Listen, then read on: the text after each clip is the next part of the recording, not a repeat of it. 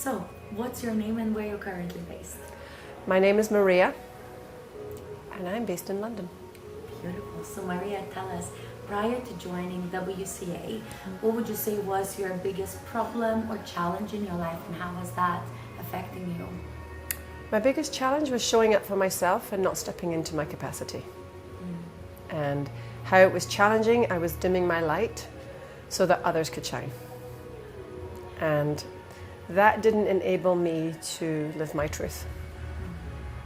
So now that you're here, what would you say surprised you the most or made you the happiest about being part of WCA?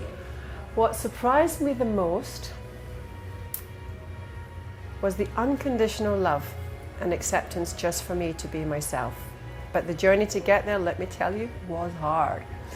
But what surprised me the most is when I got to day 3, when we had to do an exercise of what do I want, and what do I want my future self, what do I want to say to my future self, what do I want my life to be. And what surprised me the most was what I wrote, because it caught me unawares. It was something that was from when I was young, from when I was 7, and it was about inequality and how that made me feel ashamed to be white. In a culture, because I was living in South Africa, in a culture that didn't have that. And I went to school as a white person, and any coloured person was not allowed to be at school with me. And 9 o'clock was their curfew at night, and they were thrown in a police van and sent to jail if they were out later than 9 o'clock. They were treated as less than, so behaved as though they were less than. And I was looked upon as though I was superior, when I didn't feel that. I felt like an equal, and I felt incensed that I couldn't do anything about it. I was powerless. And I went through my life hearing all of this and going, oh, this is too difficult to deal with. I don't want to do this.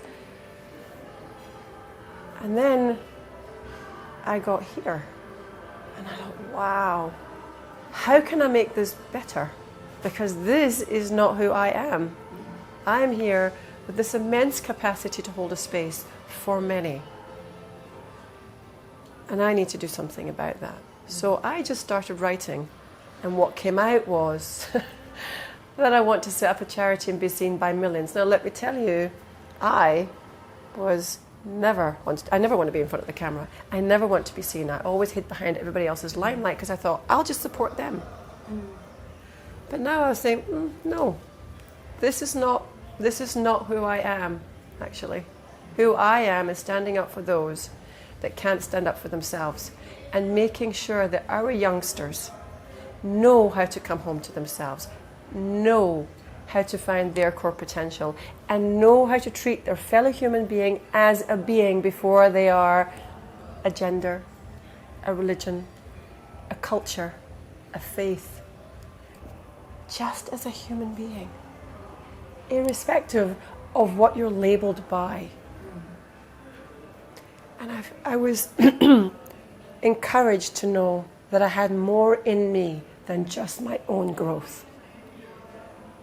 And what I do for a living is just that, but with adults. And they're the most resistant. Mind is still malleable until you're 20 or 21 years old. So we need to get in early. So I'm going to start with the teenagers and work my way back. So I am going to train myself how to work with children.